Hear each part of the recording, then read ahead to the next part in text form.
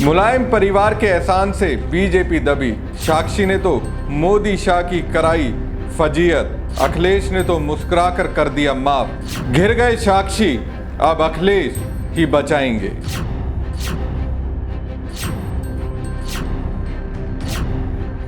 नमस्कार दोस्तों, मैं हूं परवीन सानी। दोस्तों, आपको पता है बीजेपी के नेता जल्दी एहसान कैसे भूल जाते हैं। कहा जाता है जिसने वक्त पड़ने पर आपका साथ दिया हो उन्हें हमेशा अपने दिल में बैठा कर रखना चाहिए। दोस्तों, उन्नाव से बीजेपी सांसद साक्षी महाराज ने सपा अध्यक्ष अखिलेश यादव पर वार कर सपा संस्थापक मुलायम सिंह यादव के उस एहसान को भूलने की हिमाकत की जिसकी बदौलत आज उनकी बीजेपी में पूछ होती है, वरना कब के वो और उनकी राजनीति खत्म हो गई होती। ठीक है, जिस पार्टी में हो उसके लिए अपनी वफादारी दिखाओ, लेकिन ये मत भूलो आज जहां हो आप, जिसकी वजह से हो, उसके परिवार को तो कम से कम निशाने पर मत लो। बताऊंगा आपको मुलायम सिंह यादव के किस एहसान से दबे हुए हैं साक्षी महाराज। मुलायम सिंह यादव क्या थे, उनकी राजनीति क्या थी। अपने बयानों से हमेशा चर्चाओं में बने रहने वाले उन्नाव से बीजेपी सांसद साक्षी महाराज ने सपा मुखिया अखिलेश यादव, चाचा रामगोपाल यादव और शिवपाल यादव को लेकर बड़ा बयान दिया है। साक्षी महाराज ने कहा कि वो अखिलेश यादव के घर के मुखिया की तरह हैं। वो जब चाहेंगे तब अखिलेश, रामगोपाल और शिवपाल भारतीय जनता पार्टी में शामिल हो जाएंगे। अगर नहीं शामिल होंगे तो एनडीए का अंग बनकर एनडीए के लिए काम करेंगे। साक्षी से पहले बीते दिनों अखिलेश यादव ने एक प्रेस कॉन्फ्रेंस में कहा था कि मैं जब चाहूँगा तब साक्षी महाराज को समाजवादी पार्टी में ले आऊँगा। जातीय जनगणना की घोषणा उन्हीं के दबाव में हुई है। उनके इस बयान पर अब साक्षी महाराज ने प्रतिक्रिया दी है। बकौल बीजेपी सांसद साक्षी महाराज, अखिलेश यादव ने कहा था कि उनके अनुरोध पर साक्षी महाराज सपा में आ जाएंगे। तो अब मैं बता रहा हूं कि अखिलेश का पूरा परिवार मेरा बड़ा सम्मान करता है। मेरे कहने से उनका पूरा परिवार बीजेपी या एनडीए में आ जाएगा। वहीं जातीय जनगणना पर उन्होंने कहा कि मैं ओबीसी समाज से ताल्लुक़ रखता हूं। ओबीसी समाज का मुझ पर बड़ा एहसान है। मैंने जातीय जनगणना के लिए मोदी जी से अनुरोध किया था। साक्षी जी जब मिलेंगे हम उन्हें प्रणाम भी करेंगे और हम पूछेंगे जरूर उनसे। देखो, मैं सच बताऊंगा आपको, आप नहीं जानती कुछ भी। जिस दिन हम चाहेंगे साक्षी महाराज जी समाजवादी पार्टी में आ जाएंगे। आप जानती नहीं हो कुछ, सच बता रहा हूं मैं आपको। आप पूछ लो फोन मिला के। हम लोग जिस दिन चाहेंगे उसी दिन साक्षी महाराज जी समाजवादी पार्टी में आ जाएंगे। हम जिस दिन उनसे अपील करेंगे, निवेदन कर लेंगे कि अरे छोड़ो उसको, अब हमारे साथ आइए, लड़ाई बड़ी है पीडीए की और जातीय जनगणना की, वो हमारे साथ खड़े दिखाई देंगे। और सच्चाई बता दो, उन्हीं के दबाव में जातीय जनगणना हुई है। सच ये है कि अखिलेश को राजनीति में लाने वाले साक्षी महाराज 1999 में अखिलेश जी का लोकसभा का कन्नौज से नामांकन साक्षी महाराज ने कराया था। मैंने ही उनको एमपी बनाया था। तो बिल्कुल सच्चाई पूर्वक बात कहना चाहता हूं कि माननीय मुलायम सिंह शरीर छोड़ने से 2 महीने पहले पार्लियामेंट में कम से कम 25-30 सांसदों के सामने ये कह करके गए थे कि अखिलेश, अगर राजनीति करनी है तो इनकी आज्ञा का पालन करना। ये किसी छुपा नहीं है कि मेरा और अखिलेश के परिवार का बहुत गहरा संबंध है। तो मुझे लगता है कि मैं जब चाहूंगा तो अखिलेश को ही नहीं, उनके चाचा रामगोपाल से, शिवपाल से भी मेरा संबंध है। शिवपाल तो एक बार भारतीय जनता पार्टी में आ चुके हैं। तो मुझे लगता है जिस दिन मैं आग्रह करूंगा, उनसे निवेदन करूंगा, और परिवार का मुखिया हूं, सब मेरा सम्मान करते हैं, तो या तो वो बीजेपी ज्वाइन कर लेंगे, और बीजेपी ज्वाइन नहीं करेंगे तो एनडीए का अंग बन करके एनडीए के लिए काम। अब दोस्तों, अखिलेश यादव ने ऐसा कुछ नहीं कहा जिससे साक्षी महाराज इतने तिलमिला गए। बौखलाहट में वो कह गए जिसे राजनीति को कम समझने वाले भी यही कहेंगे, ये तो हाँक रहे हैं, लपेट रहे हैं। तुलना राजनीति में अपने से बराबर वालों की जाती है। कहाँ अखिलेश यादव यूपी की एक प्रमुख पार्टी के मुखिया हैं, कहाँ साक्षी महाराज बीजेपी के एक सांसद हैं। जो अखिलेश यादव के पिता मुलायम सिंह यादव की ओर से किए गए एहसानों से दबे हुए हैं, ये तो खुद साक्षी महाराज ने स्वीकार किया है। दोस्तों, राम मंदिर आंदोलन से कट्टर हिंदूवादी नेता के तौर पर उभरे साक्षी महाराज के साथ मुलायम सिंह ने खुलकर दोस्ती निभाई। किसी की परवाह नहीं की। वो साल था 1999 का, लोकसभा चुनाव का दौर था। साक्षी महाराज लोध समाज से आते हैं। कहा जाता है कि साल 1999 में किसी बात को लेकर पूर्व प्रधानमंत्री अटल बिहारी वाजपेयी साक्षी महाराज से नाराज थे और इसी वजह से साक्षी महाराज को टिकट नहीं मिला। इससे साक्षी महाराज काफी परेशान थे। इसके बारे में सपा संस्थापक मुलायम सिंह यादव को जानकारी मिली। उन्होंने परेशान साक्षी महाराज से बात की और कहा, ठीक है, बीजेपी आपको भले ही टिकट ना दे, सपा की ओर से टिकट मिलेगा आपको। 1999 में साक्षी महाराज सपा के टिकट से फर्रुखाबाद लोकसभा का चुनाव लड़े, लेकिन जीत नहीं सके।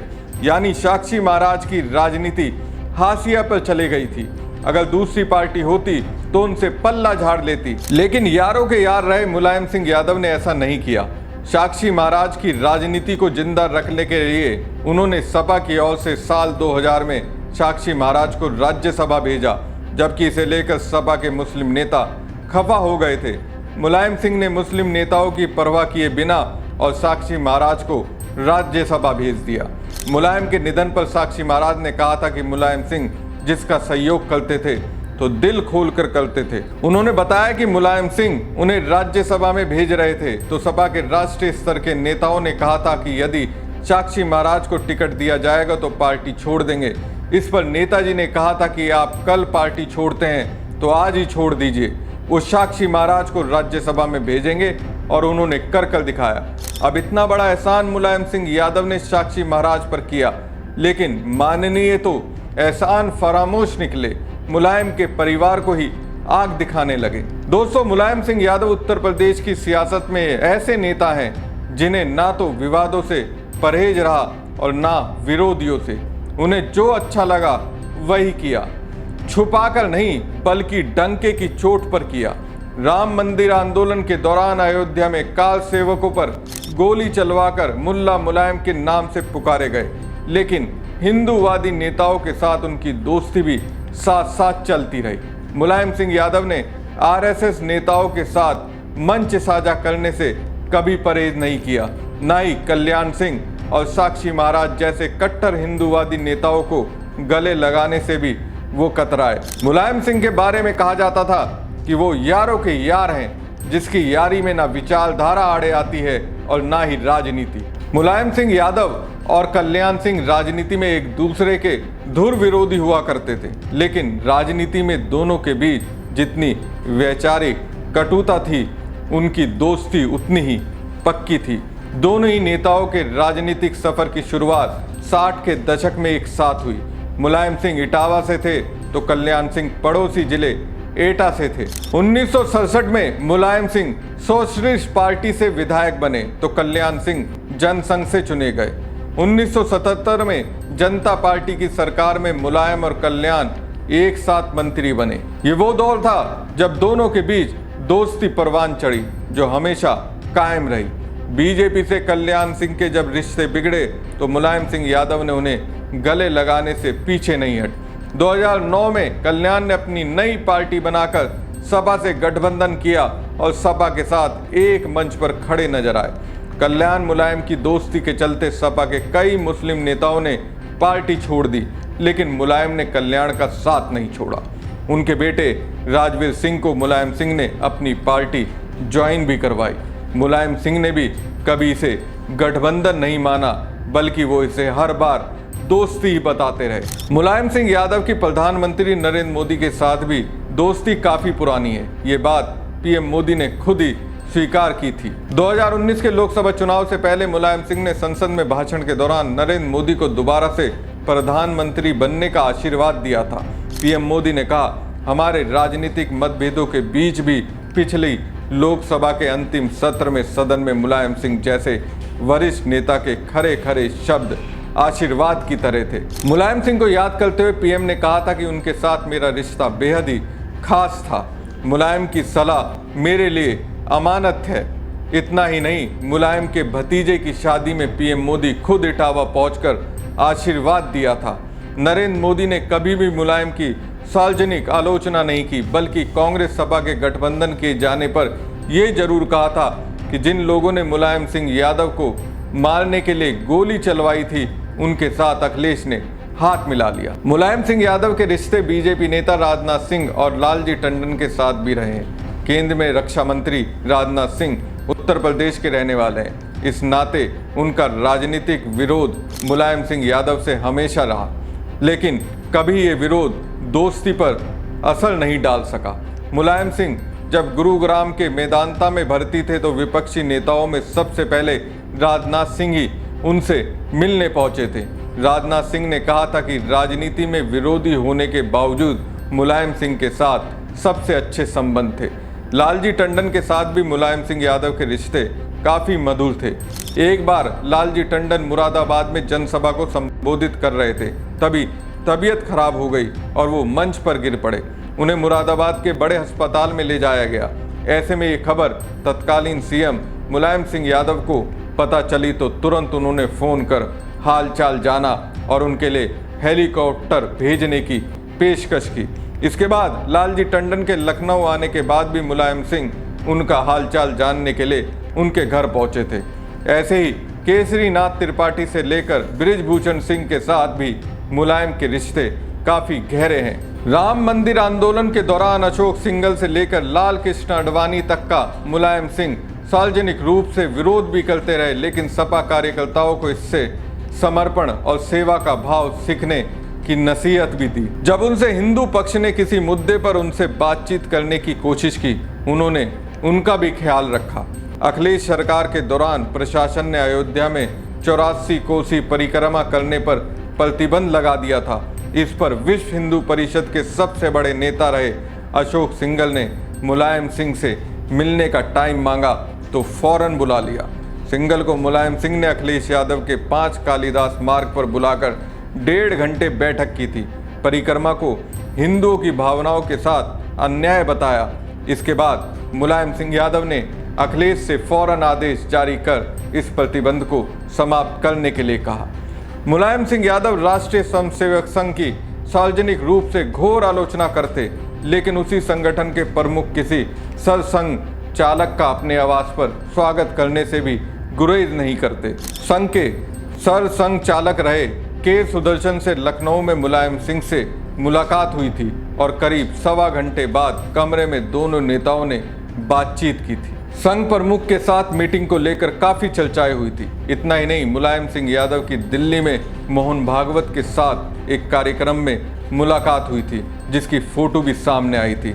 इस तरह मुलायम सिंह ने भी आरएसएस नेताओं के साथ मुलाकात को कभी नहीं छिपाया। मुलायम सिंह यादव ने मुख्यमंत्री रहते हुए बीजेपी नेताओं को राज्य के अतिथि का दर्जा दिया था। 2006 में बीजेपी के राष्ट्रीय कार्य समिति की लखनऊ में बैठक थी। उत्तर प्रदेश की तत्कालीन मुलायम सरकार ने 60 से ज्यादा बीजेपी नेताओं को राज्य अतिथि का दर्जा देकर सियासी गलियारों में नई चर्चा छेड़ दी थी। कारण राज्य अतिथि का दर्जा पाने वालों में कई नियमानुसार इस श्रेणी में नहीं आते थे। इसी तरह जब उन्होंने अपनी सरकार में बीजेपी के कुछ वरिष्ठ नेताओं तथा पूर्व मंत्रियों के बंगलों को बरकरार रखा तो भी भाजपा को सफाई देते नहीं बना था। इतना ही नहीं, उनकी सरकार के दौरान बीजेपी नेताओं पर पुलिस लाठीचार्ज हुआ तो मुलायम ने भाजपा नेताओं से घर पर मुलाकात की और ऊपर से उनकी आवभगत की। साथ ही प्रत्येक नेता को रसगुल्ला खिलाया था। इस तरह वह अपनी दोस्ती के दाव से विरोधियों को कंफ्यूजन में डाल देते और उन्हें सफाई देते नहीं बनता था। योग गुरु बाबा रामदेव के भी मुलायम सिंह के साथ रिश्ते काफी गहरे रहे हैं। रामदेव यूपी में अखिलेश सरकार के कामकाज की तारीफ करते हुए कहा करते थे कि सूबे में कई ऐसे विकास कार्य किए जा रहे हैं जो देश के किसी भी दूसरे राज्यों में नहीं हो रहे हैं। बाबा रामदेव को उत्तर प्रदेश में अखिलेश सरकार ने जमीन आवंटित की थी। इतना ही नहीं, रामदेव जब भी घिरे तो मुलायम सिंह यादव सबसे पहले बचाव में खड़े नजर आए। कुल मिलाकर पूरी बीजेपी और उसके विचार के साथ तालमेल बैठाने वालों पर मुलायम और उनके परिवार का एहसान है। एहसान से बीजेपी दबी हुई है और उसी बीजेपी सांसद साक्षी महाराज गाल से शब्दों की हवाबाजी कर रहे हैं। अब इसे क्या कहेंगे? हमारी खबर आपको कैसी लगी कमेंट बॉक्स में कमेंट करके जरूर बताएं। साथ ही पेज को ज्यादा से ज्यादा लाइक और शेयर कीजिएगा। धन्यवाद। मुलायम परिवार के एहसान से बीजेपी दबी, साक्षी ने तो मोदी शाह की कराई फजीयत, अखिलेश ने तो मुस्कुराकर कर दिया माफ। घिर गए साक्षी, अब अखिलेश ही बचाएंगे।